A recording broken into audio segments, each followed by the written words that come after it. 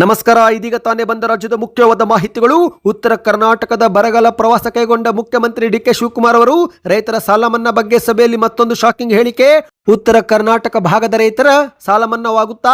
ವಿಡಿಯೋನ ಸ್ವಲ್ಪನೂ ಸ್ಕಿಪ್ ಮಾಡಬೇಡಿ. ಕೇಂದ್ರ ಸರ್ಕಾರದಿಂದ ಪ್ರೋತ್ಸಾಹದ ಭರವಸೆ, ಗೃಹಲಕ್ಷ್ಮಿ ಯೋಜನೆ ಹೆಚ್ಚಳವಾಗುತ್ತಾ? ಮಾಸಿಕ ಹಣ 2,000 ರೂಪಾಯಿ ಬದಲಿಗೆ ಇನ್ನೂ ಏರಿಕೆ ಆಗುತ್ತಾ? ಏನಿದು ಮಾಹಿತಿ ನೋಡೋಣ ಸ್ನೇಹಿತರೆ. ನೀವು ಕೂಡ ಗೃಹಲಕ್ಷ್ಮಿ ಯೋಜನೆ ಫಲಾನುಭವಿಗಳಾಗಿದ್ರೆ ವಿಡಿಯೋ ಪೂರ್ತಿಯಾಗಿ ನೋಡಿ. ಇನ್ನು ರಾಜ್ಯಾದ್ಯಂತ ನಡೆಯುತ್ತಿರುವ SIR ಪ್ರಕ್ರಿಯೆಗೆ ಹೊಸ ಗೈಡ್ಲೈನ್ಸ್. ಚುನಾವಣಾ ಆಯೋಗದಿಂದ ಖಡಕ್ ಆದೇಶ. BLOಗಳು ಮನೆ ಮನೆಗೆ ಭೇಟಿ ನೀಡುವುದು ಕಡ್ಡಾಯ. ನೀವು ಕೂಡ SIR ಫಾರ್ಮ್ ಪಡೆದುಕೊಂಡಿದ್ರೆ ಈ ವಿಡಿಯೋ ಪೂರ್ತಿ ನೋಡಿ ಸ್ನೇಹಿತರೆ. ಇನ್ನು ಬಿಜೆಪಿ ಟಾರ್ಗೆಟ್ ಯಾರು ಗೊತ್ತಾ ಎಂದು ಮಾಜಿ ಮುಖ್ಯಮಂತ್ರಿ ಸಿದ್ದರಾಮಯ್ಯನವರು ಈ ಒಂದು SIR ಪ್ರಕ್ರಿಯೆ ಬಗ್ಗೆ ಶಾಕಿಂಗ್ ಹೇಳಿಕೆ ಕೊಟ್ಟಿದ್ದಾರೆ. ಎಲ್ಲ ಮಾಹಿತಿ ಡೀಟೇಲ್ ಆಗಿ ನೋಡೋಣ. ಅದಕ್ಕೂ ಮೊದಲು ನೀವು ಸುದ್ದಿ ಸಮಯ ಯೂಟ್ಯೂಬ್ ಚಾನಲ್ಗೆ ಮೊದಲು ಬಾರಿ ಭೇಟಿ ಕೊಡ್ತಾ ಇದ್ರೆ ದಯವಿಟ್ಟು ಸಬ್ಸ್ಕ್ರೈಬ್ ಆಗಿ, ಪಕ್ಕದಲ್ಲಿ ಕಾಣಿಸೋ ಗಂಟೆ ಕೂಡ ಒತ್ತಿದ್ರೆ ಕರ್ನಾಟಕದ ಮುಖ್ಯವಾದ ಮಾಹಿತಿಗಳು ನಿಮಗೆ ಸಿಗುತ್ತವೆ. ದಯವಿಟ್ಟು ವಿಡಿಯೋಗೆ ಲೈಕ್ ಮಾಡಿ ಮತ್ತು ವಿಡಿಯೋ ಪೂರ್ತಿಯಾಗಿ ನೋಡಿ. ಬನ್ನಿ ಸ್ನೇಹಿತರೆ, ಎಲ್ಲ ಮಾಹಿತಿಗಳನ್ನ ಡೀಟೇಲ್ ಆಗಿ ನೋಡೋಣ. ರಾಜ್ಯ ಕರ್ನಾಟಕದಲ್ಲಿ ಜೂನ್ ತಿಂಗಳಲ್ಲಿ ಮಳೆ ಆಗದ ಹಿನ್ನೆಲೆಯಲ್ಲಿ ಬರಗಾಲ ಎದುರಾಗಿದ್ದು, ಈ ಒಂದು ವಿಚಾರ ಕುರಿತಂತೆ ಡಿ ಕೆ ಶಿವಕುಮಾರ್ ಅವರು ಸ್ವತಃ ಪರಿಶೀಲನೆ ಮಾಡಲು ಬೀದರ, ಕಲಬುರಗಿ ಮತ್ತು ಬೆಳಗಾವಿ ಜಿಲ್ಲೆಗೆ ಭೇಟಿ ಕೊಡುತ್ತಿದ್ದಾರೆ. ಈಗಾಗಲೇ ಬೀದರ ಮತ್ತು ಕಲಬುರಗಿ ಜಿಲ್ಲೆಗೆ ಭೇಟಿ ಕೊಟ್ಟು ಬರಗಾಲ ಬಗ್ಗೆ ಪರಿಶೀಲನೆ ಮಾಡಿದ್ದು, ಇದೇ ಮಧ್ಯೆ ಮಾಧ್ಯಮಗಳ ಮುಂದೆ ರೈತರ ಸಾಲ ಮನ್ನಾ ವಿಚಾರ ಕುರಿತಂತೆ ಪರಿಶೀಲನೆ ಮಾಡುವುದಾಗಿ ಗುಡ್ ನ್ಯೂಸ್ ಕೊಟ್ಟಿದ್ದಾರೆ. ಹೌದು ಗೆಳೆಯರೆ, ಇದೀಗ ಮುಖ್ಯಮಂತ್ರಿ ಡಿ ಕೆ ಶಿವಕುಮಾರ್ ಅವರು ಇವತ್ತು ಕಲಬುರಗಿಯಲ್ಲಿ ಸಭೆ ಮಾಡಿ ಮಾಧ್ಯಮಗಳ ಮುಂದೆ ಸಾಕಷ್ಟು ಮಾಹಿತಿ ಕೊಟ್ಟಿದ್ದಾರೆ. ಹೌದು, ನಗರಗಳತ್ತ ಜನರು ವಲಸೆ ಬರುವುದನ್ನು ತಪ್ಪಿಸಲು ನಮ್ಮ ಸರ್ಕಾರ ಇತರೆ ನಗರಗಳಲ್ಲಿ ಉದ್ಯಮಗಳ ಸೃಷ್ಟಿಗೆ ಉತ್ತೇಜನ ನೀಡಲು ತೀರ್ಮಾನಿಸಿದೆ ಎಂದು ಡಿ ಕೆ ಶಿವಕುಮಾರ್ ಅವರು ಹೇಳಿದ್ದಾರೆ. ಹೌದು, ಕಲಬುರಗಿಯಲ್ಲಿ ಪ್ರಗತಿ ಪರಿಶೀಲನಾ ಸಭೆ ಬಳಿಕ ಮಾಧ್ಯಮಗಳ ಮುಂದೆ ಮಾತನಾಡಿದಂತ ಡಿ ಕೆ ಶಿವಕುಮಾರ್ ಅವರು, ನಿನ್ನೆ ನಮ್ಮ ಸಹ ಉದ್ಯೋಗಿ ಜೊತೆಗೆ ನಾನು ಬೀದರ ಜಿಲ್ಲೆ ಬಸವ ಕಲ್ಯಾಣಕ್ಕೆ ಭೇಟಿ ನೀಡಿ, ಅನುಭವ ಮಂಟಪಕ್ಕೂ ಕೂಡ ಭೇಟಿ ನೀಡಿ, ಸರ್ವರನ್ನು ಒಳಗೊಳ್ಳುವ ಅಭಿವೃದ್ಧಿನೇ ನನ್ನ ಗುರಿ ಎನ್ನುವ ಉದ್ದೇಶದಿಂದ ಬಸವಣ್ಣವರ ನಾಡು ಬಸವ ಕಲ್ಯಾಣದಿಂದ ನನ್ನ ಈ ಒಂದು ಪ್ರವಾಸ ಆರಂಭ ಮಾಡಿದ್ದೇನೆ. ಇಂದು ಕಲಬುರಗಿಗೆ ಬಂದಿದ್ದೇನೆ. ಕಲಬುರಗಿಯಲ್ಲಿ ಉದ್ಯಮ ಸೃಷ್ಟಿ ಮಾಡಲು ಉತ್ತೇಜನ ನೀಡಿ ಉದ್ಯೋಗ ಸೃಷ್ಟಿಸುವುದು ಕೂಡ ನಮ್ಮ ಗುರಿಯಾಗಿದೆ. ಉದ್ಯೋಗಕ್ಕಾಗಿ ಗ್ರಾಮೀಣ ಭಾಗದ ಜನರು ನಗರದತ್ತ ವಲಸೆ ಬರುತ್ತಿದ್ದು, ಹಾಗಾಗಿ ಅದನ್ನು ತಪ್ಪಿಸಲು ಅವರಿರುವ ಜಾಗದಲ್ಲೇ ಉದ್ಯೋಗ ಸೃಷ್ಟಿ ಮಾಡಬೇಕೆನ್ನುವುದು ನನ್ನ ಉದ್ದೇಶವಾಗಿದೆ ಎಂದು ಡಿ ಕೆ ಶಿವಕುಮಾರ್ ಅವರು ಹೇಳಿದ್ದಾರೆ. ಕಲಬುರಗಿ ನಗರ ಸೇರಿದಂತೆ 2-3 ನಗರಗಳಲ್ಲಿ ಶೀಘ್ರವೇ ಉದ್ಯೋಗ ಸೃಷ್ಟಿ ಬಗ್ಗೆ ಕ್ರಮ ವಹಿಸಲಾಗುವುದು ಎಂದು ಭರವಸೆ ಕೊಟ್ಟಿದ್ದಾರೆ. ಅಷ್ಟು ಮಾತ್ರವಲ್ಲ ಸ್ನೇಹಿತರೆ, ಉದ್ಯೋಗ ಸೇರಿದಂತೆ ಶಿಕ್ಷಣಕ್ಕಾಗಿಯೂ ಕೂಡ ಗ್ರಾಮೀಣ ಭಾಗದ ಮಕ್ಕಳು ನಗರದತ್ತ ವಲಸೆ ಹೋಗುತ್ತಿದ್ದು, ಅದನ್ನು ತಪ್ಪಿಸಲು CSR ಶಾಲೆಯೂ ಕೂಡ ಗ್ರಾಮ ಪಂಚಾಯಿತಿ ಮಟ್ಟದಲ್ಲಿ ಆರಂಭಿಸಲು ತೀರ್ಮಾನಿಸಿದ್ದೇವೆ. ಕಂಪನಿಗಳು 10ರಿಂದ 15 ಕೋಟಿ ಬಂಡವಾಳ ಹಾಕಿ ನಮಗೆ ಶಾಲೆ ಕಟ್ಟಡ ಮತ್ತು ಮೂಲ ಸೌಕರ್ಯ ಒದಗಿಸಿದರೆ ಸಾಕು. ಈ ರೀತಿ ನಾವು 2,000 ಶಾಲೆಗಳನ್ನು ನಿರ್ಮಿಸುತ್ತೇವೆ ಎಂದು ಕೂಡ ಡಿ ಕೆ ಶಿವಕುಮಾರ್ ಅವರು ಹೇಳಿದ್ದಾರೆ. ಇನ್ನು ಇದರ ನಡುವೆ ಖಾಸಗಿ ಉದ್ಯೋಗ ಮಾಡುವ ಒಂದು ಅವಕಾಶವೂ ಕೂಡ ಕಲ್ಪಿಸಿಕೊಡುವ ಬಗ್ಗೆ ಹೇಳಿದ್ದಾರೆ. ಹೌದು, ಖಾಸಗಿ ವಲಯಗಳಲ್ಲಿ ಉದ್ಯೋಗ ಮಾಡಬೇಕು ಎಂದು ಕಾದು ಕುಳಿತವರಿಗೆ ಇದು ಸಿಹಿ ಸುದ್ದಿ ಸ್ನೇಹಿತರೆ. ಯಾಕಂದ್ರೆ ಉದ್ಯೋಗ ನೇಮಕಾತಿ ವ್ಯವಸ್ಥೆಯನ್ನು ರೂಪಿಸಲು ಯುವ ಸೇತು ಯೋಜನೆ ರೂಪಿಸಲಾಗುವುದೆಂದು ಡಿ ಕೆ ಶಿವಕುಮಾರ್ ಅವರು ಹೇಳಿದ್ದಾರೆ.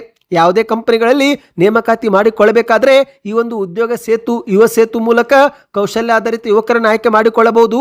ಸರ್ಕಾರವು ಕೂಡ ಈ ಒಂದು ಉದ್ಯೋಗ ಯುವ ಸೇತು ಆ್ಯಪ್ನಲ್ಲಿ ನೋಂದಣಿ ಮಾಡಿಕೊಳ್ಳುವ ವಿದ್ಯಾರ್ಥಿಗಳಿಗೆ ಕೌಶಲ್ಯಾಭಿವೃದ್ಧಿ ಇಲಾಖೆಯಿಂದಲೇ ಅಗತ್ಯ ತರಬೇತಿಯೂ ಕೂಡ ನೀಡುತ್ತೆ. ಈ ಮೂಲಕ ಕಂಪನಿಗಳು ತಮಗೆ ಬೇಕಾದಂಥ ವಿದ್ಯಾರ್ಥಿಗಳನ್ನು ಆಯ್ಕೆ ಮಾಡಿಕೊಳ್ಳುವುದು ಕೂಡ ಸುಲಭವಾಗುತ್ತೆ ಎಂದು ಡಿ ಕೆ ಶಿವಕುಮಾರ್ ಅವರು ಹೇಳಿದ್ದಾರೆ. ಇನ್ನು ಇದರ ನಡುವೆ ರಾಜ್ಯಾದ್ಯಂತ ನಡೆಯುತ್ತಿರುವ SIR ಪ್ರಕ್ರಿಯೆಯಲ್ಲಿ ನಮ್ಮ ಸರ್ಕಾರದ ಹಸ್ತಕ್ಷೇಪವಿಲ್ಲ ಎಂದು ಕೂಡ ಸ್ಪಷ್ಟಪಡಿಸಿದ್ದಾರೆ. ಹೌದು, ಕರ್ನಾಟಕದಲ್ಲಿ SIR ನಡೆಯುತ್ತಿದ್ದು ನಮ್ಮ ಸರ್ಕಾರ ಪಾರದರ್ಶಕವಾಗಿ ಮತದಾರರ ಹಕ್ಕು ಉಳಿಸಲು ಕೂಡ ತೀರ್ಮಾನಿಸಿದೆ. ಈ ವಿಚಾರದಲ್ಲಿ ರಾಜಕಾರಣ ಮಾಡುವ ಅಗತ್ಯ ನಮಗಿಲ್ಲ, ಅದರಲ್ಲಿ ಆಸಕ್ತಿಯೂ ಕೂಡ ಇಲ್ಲ.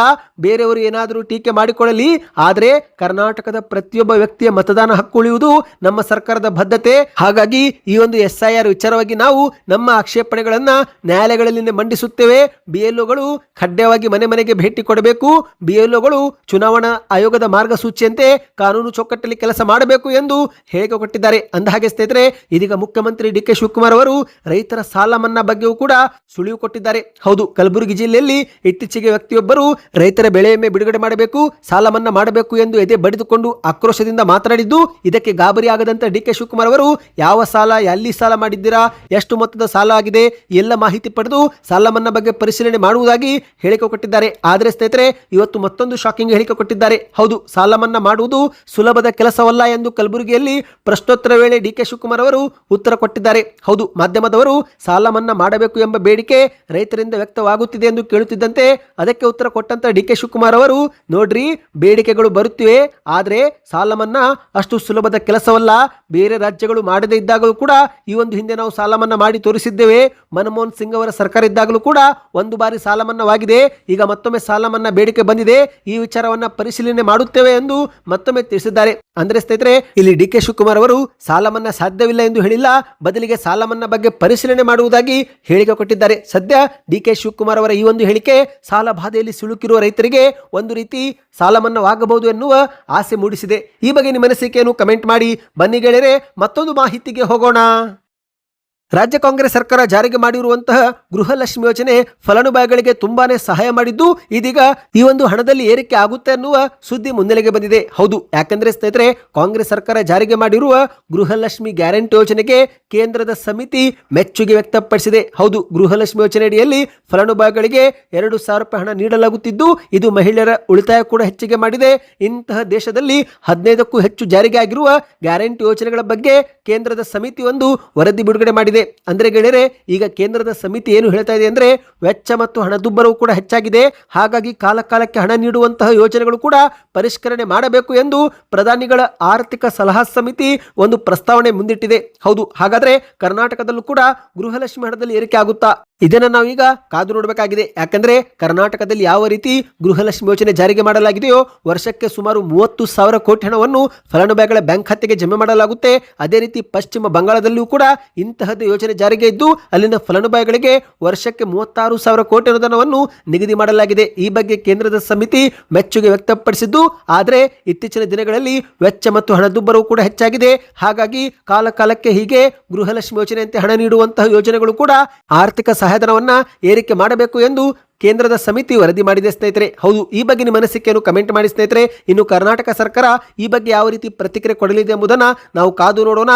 ಬನ್ನಿ ಗೆಳೆಯರೆ, ಮತ್ತೊಂದು ಮಾಹಿತಿಗೆ ಹೋಗೋಣ. ನಿಮಗೆಲ್ಲರಿಗೂ ಗೊತ್ತಿರುವಂತೆ ರಾಜ್ಯಾದ್ಯಂತ SIR ಪ್ರಕ್ರಿಯೆ ಶುರುವಾಗಿದೆ. ಹೌದು, ಕೇಂದ್ರ ಸರ್ಕಾರ ಮತದಾರರ ಪಟ್ಟಿಯನ್ನ ಹೊಸದಾಗಿ ರಚನೆ ಮಾಡ್ತಾ ಇದೆ. ಅಂದ್ರೆ ಸ್ನೇಹಿತರೆ, ಹಿಂದಿನ ಮತದಾರರ ಪಟ್ಟಿಯನ್ನ ಪರಿಶೀಲನೆ ಮಾಡುತ್ತಿಲ್ಲ, ಬದಲಾಗಿ ಹೊಸದಾಗಿನೇ ಮತದಾರರ ಪಟ್ಟಿಯನ್ನ ರೆಡಿ ಮಾಡಲಾಗುತ್ತಿದ್ದು, ಹಾಗಾಗಿ ಪ್ರತಿಯೊಬ್ಬರು ಕೂಡ ಮತದಾನದ ಹಕ್ಕು ಉಳಿಸಿಕೊಳ್ಳಲು SIR ಪ್ರಕ್ರಿಯೆಯಲ್ಲಿ ಭಾಗವಹಿಸಬೇಕು. ನಿಮ್ಮ ಒಂದು ವ್ಯಾಪ್ತಿಯಲ್ಲಿ ಬರುವ BLO ಅಧಿಕಾರಿಗಳಿಂದ ಈ ಒಂದು ಎನ್ಯುಮರೇಷನ್ ಫಾರ್ಮ್ ಪಡೆದು ಭರ್ತಿ ಮಾಡಿ ನೀವು ವಾಪಸ್ ಕೊಡಬೇಕು ಸ್ನೇಹಿತರೆ. ಆದ್ರೆ ಈಗ ಇತ್ತೀಚಿನ ದಿನಗಳಲ್ಲಿ ಈ ಒಂದು BLO ಫಾರ್ಮ್ಗಳನ್ನ ಮಸೀದಿ, ದೇಗುಲ, ಮಂಟಪದಲ್ಲಿ ನೀಡಲಾಗುತ್ತಿದ್ದು, ಈ ಬಗ್ಗೆ ಈಗ ಸಾರ್ವಜನಿಕರಿಂದ ಆಕ್ರೋಶ ವ್ಯಕ್ತವಾಗಿದೆ.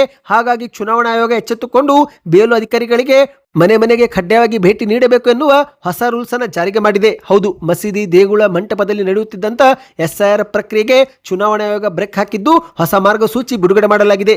BLOಗಳು ಸ್ವತಃ ಒಂದು ಮನೆ ಬಾಗಿಲಿಗೆ ಭೇಟಿ ನೀಡಬೇಕು ಎನ್ನುವ ನಿಯಮ ಜಾರಿಗೆ ಮಾಡಲಾಗಿದೆ ಸ್ನೇಹಿತರೆ. ನೀವು ಕೂಡ ಈ ಒಂದು SIR ಫಾರ್ಮ್ ಪಡೆದುಕೊಂಡಿದ್ರೆ ಅರ್ಜಿಯನ್ನ ಭರ್ತಿ ಮಾಡಿ ಜುಲೈ 29ರೊಳಗೆ BLO ಅಧಿಕಾರಿಗಳಿಗೆ ಮರಳಿ ಕೊಡಬೇಕು. ಇನ್ನು ಈ ಒಂದು ಅರ್ಜಿ ಭರ್ತಿ ಮಾಡುವಾಗ ಕೆಲವು ಮಾಹಿತಿಗಳು ನಿಮ್ಮ ಬಳಿ ಇರೋದಿಲ್ಲ. ಹಾಗಾಗಿ ಸ್ಕ್ರೀನ್ ಮೇಲೆ ಕಾಣುತ್ತಿರುವ ಈ ಒಂದು ESI ನೆಟ್ ಎಂಬ ಒಂದು ಅಪ್ಲಿಕೇಶನ್ ಅನ್ನ ಗೂಗಲ್ ಪ್ಲೇಸ್ಟೋರ್ ಇಂದ ಡೌನ್ಲೋಡ್ ಮಾಡಿಕೊಳ್ಳಿ ಸ್ನೇಹಿತರೆ. ಎಲ್ಲ ಮಾಹಿತಿ ನಿಮಗೆ ಸಿಗುತ್ತೆ. ಆ ನಂತರ ನೀವು ಫಾರ್ಮ್ ಅನ್ನ ಫಿಲ್ ಮಾಡಬಹುದು. ಇನ್ನು ಯಾವ ರೀತಿ ಫಾರ್ಮ್ ಫಿಲ್ ಮಾಡಬೇಕು ಎಂಬ ವಿಡಿಯೋ ಬೇಕಂದ್ರೆ ಕಮೆಂಟ್ ನಲ್ಲಿ SIR ಫಾರ್ಮ್ ವಿಡಿಯೋ ಎಂದು ಕಮೆಂಟ್ ಮಾಡಿ ಸ್ನೇಹಿತರೆ. ಹೆಚ್ಚು ಕಮೆಂಟ್ ಬಂದರೆ ವಿಡಿಯೋ ಮಾಡಿಕೊಂಡು ಕೂಡ ಬರುತ್ತೇವೆ. ಬನ್ನಿ ಇದೀಗ ಒಂದು ಮುಖ್ಯವಾದ ಮಾಹಿತಿಗೆ ಹೋಗೋಣ. SIR ಪ್ರಕ್ರಿಯೆ ಬಗ್ಗೆ ಮಾಜಿ ಮುಖ್ಯಮಂತ್ರಿ ಸಿದ್ದರಾಮಯ್ಯನವರು ಪ್ರತಿಕ್ರಿಯಿಸಿ, ಬಿಜೆಪಿಯ ಟಾರ್ಗೆಟ್ ಯಾರು ಗೊತ್ತಾ ಎಂದು ಒಂದು ಶಾಕಿಂಗ್ ಹೇಳಿಕೆ ಕೊಟ್ಟಿದ್ದಾರೆ. ಹೌದು, ಇತ್ತೀಚೆಗೆ ಬೆಂಗಳೂರಲ್ಲಿ ಕಾಂಗ್ರೆಸ್ ಪಕ್ಷ ಹಮ್ಮಿಕೊಂಡಿದ್ದಂತ ಬೃಹತ್ ಜಾಗೃತಿ ಕಾರ್ಯಾಗಾರದಲ್ಲಿ ಭಾಗವಹಿಸಿ ಮಾಜಿ ಸಿಎಂ ಸಿದ್ದರಾಮಯ್ಯನವರು ಹೇಳಿಕೆ ಕೊಟ್ಟಿದ್ದಾರೆ. ದೇಶದ 141 ಕೋಟಿ ಜನಸಂಖ್ಯೆಯಲ್ಲಿ ಸುಮಾರು 96 ಕೋಟಿ ಮತದಾರರಿದ್ದಾರೆ. ಇಂದು ನಡೆಯುತ್ತಿರುವ ಚುನಾವಣೆಗಳಲ್ಲಿ ನಮ್ಮ ಕಾಂಗ್ರೆಸ್ನ ಅಭ್ಯರ್ಥಿಗಳು ಕೇವಲ 1,000-5,000 ಮತಗಳ ಅಂತರದಿಂದ ಗೆಲ್ಲುತ್ತಿದ್ದಾರೆ. ಹಾಗಾಗಿ ಕೇಂದ್ರ ಸರ್ಕಾರ ಇಂತಹ 4,500 ಮತಗಳನ್ನೇ ಕಿತ್ತು ಹಾಕಿದ್ರೆ ನಮ್ಮ ಬಿಜೆಪಿ ಪಕ್ಷ ಅಭ್ಯರ್ಥಿಗಳು ಗೆಲ್ಲುತ್ತಾರೆ ಎನ್ನುವುದು ಅವರ ಯೋಜನೆ ಆಗಿದೆ. ಹಾಗಾಗಿ ಕಾಂಗ್ರೆಸ್ ಪಕ್ಷಕ್ಕೆ ಮತ ಹಾಕುತ್ತಿರುವ ಬಡವರು, ರೈತರು, ಕಾರ್ಮಿಕರು ಮತ್ತು ಅಲ್ಪಸಂಖ್ಯಾತರ ಮತಗಳನ್ನು ಡಿಲೀಟ್ ಮಾಡುವುದೇ ಬಿಜೆಪಿ ಪಕ್ಷದ ಮುಖ್ಯ ಟಾರ್ಗೆಟ್ ಆಗಿದೆ ಎಂದು ಮಾಜಿ ಮುಖ್ಯಮಂತ್ರಿ ಸಿದ್ದರಾಮಯ್ಯನವರು ಆರೋಪ ಮಾಡಿದ್ದಾರೆ. ಮತ್ತೆ ಮುಂದುವರೆದು ಮಾತನಾಡಿ, ದೇಶದಲ್ಲಿ ಬಿಜೆಪಿ ಪಡೆದುಕೊಂಡಿರುವುದು ಕೇವಲ 36% ಮತಗಳು ಮಾತ್ರ. ಅಂದ್ರೆ ಉಳಿದಂತ 64% ಜನರು ಬಿಜೆಪಿಗೆ ಮತ ಹಾಕಿಲ್ಲ. ಹಾಗಾಗಿ ಅಂತವರನ್ನ ಪತ್ತೆ ಮಾಡಿ ಅವರ ಹೆಸರನ್ನೇ ಡಿಲೀಟ್ ಮಾಡುವ ಹುನ್ನಾರ ನಡೀತಾ ಇದೆ ಎಂದು ಮಾಜಿ ಸಿಎಂ ಸಿದ್ದರಾಮಯ್ಯನವರು ಹೇಳಿಕೆ ಕೊಟ್ಟಿದ್ದಾರೆ. ಹಾಗಾಗಿ BLO ಜೊತೆಗೆ ಹಾಲಿ ಮಾಜಿ ಶಾಸಕರು, ಕಾಂಗ್ರೆಸ್ನ ಕಾರ್ಯಕರ್ತರು ಪ್ರತಿಯೊಬ್ಬರು BLO ಜೊತೆಗೆ ನಿರಂತರ ಸಂಪರ್ಕದಲ್ಲಿದ್ದು ಅವರೊಂದಿಗೆ ಮನೆ ಮನೆ ಹೋಗಬೇಕು. ಪ್ರತಿ ಬೂತ್ಗೆ ಸ್ಥಳೀಯವಾಗಿ ಕನಿಷ್ಠ 2 ನಂಬಿಕಸ್ಥ ಮತದಾರರನ್ನ ಆಯ್ಕೆ ಮಾಡಿ ನಿಗಾ ಇಡಿಸಬೇಕು. ಎನ್ಯುಮರೇಷನ್ ಫಾರ್ಮ್ ಅನ್ನು ಸರಿಯಾಗಿ ಭರ್ತಿ ಮಾಡಿದ್ದಾರೋ ಇಲ್ಲ ಎಂಬುದನ್ನ ಚೆಕ್ ಮಾಡಿ ನಂತರ BLO ಅಧಿಕಾರಿಗಳಿಗೆ ಕೊಡುವಾಗ ಸ್ವೀಕೃತಿ ದೃಢೀಕರಣ ಪಡೆದುಕೊಳ್ಳಬೇಕು. ಒಬ್ಬನೇ ಒಬ್ಬ ಅರ್ಹ ವ್ಯಕ್ತಿಯು ಮತದಾರರ ಪಟ್ಟಿಯಿಂದ ಬಿಟ್ಟು ಹೋಗದಂತೆ ನಾವು ಎಚ್ಚರಿಕೆ ವಹಿಸಬೇಕು ಎಂದು ಸಿದ್ದರಾಮಯ್ಯನವರು ಮನವಿ ಮಾಡಿದ್ದಾರೆ. ಹೌದು ಗೆಳೆಯರೆ, ಒಟ್ಟಿನಲ್ಲಿ ಈ ಒಂದು ಕಾಂಗ್ರೆಸ್ ನಾಯಕರು ಮುಂಬರುವ 1 ತಿಂಗಳು ಎಲ್ಲಾ ಕೆಲಸ ಬಿಟ್ಟು SIR ಮೇಲೇನೆ ಕಣ್ಣಿಡಬೇಕು ಎಂದು ಸಿದ್ದರಾಮಯ್ಯನವರು ಕೈ ಮುಗಿದು ಪ್ರಾರ್ಥಿಸಿದ್ದಾರೆ. ಹಾಗಾಗಿ ಸ್ನೇಹಿತರೆ, ಪ್ರತಿಯೊಬ್ಬರು SIR ಫಾರ್ಮ್ ಅನ್ನ ಭರ್ತಿ ಮಾಡಿ. ಈ ಒಂದು SIR ಬಗ್ಗೆ ಇನ್ನಷ್ಟು ಮಾಹಿತಿ ಬೇಕೆಂದರೆ ಕಮೆಂಟ್ ಮಾಡಿ. ಈ ವಿಡಿಯೋ ಇಷ್ಟವಾಗಿದ್ದರೆ ಲೈಕ್ ಮಾಡ್ತಾ ಚಾನಲ್ಗೆ ಸಬ್ಸ್ಕ್ರೈಬ್ ಮಾಡ್ಕೊಳ್ಳಿ.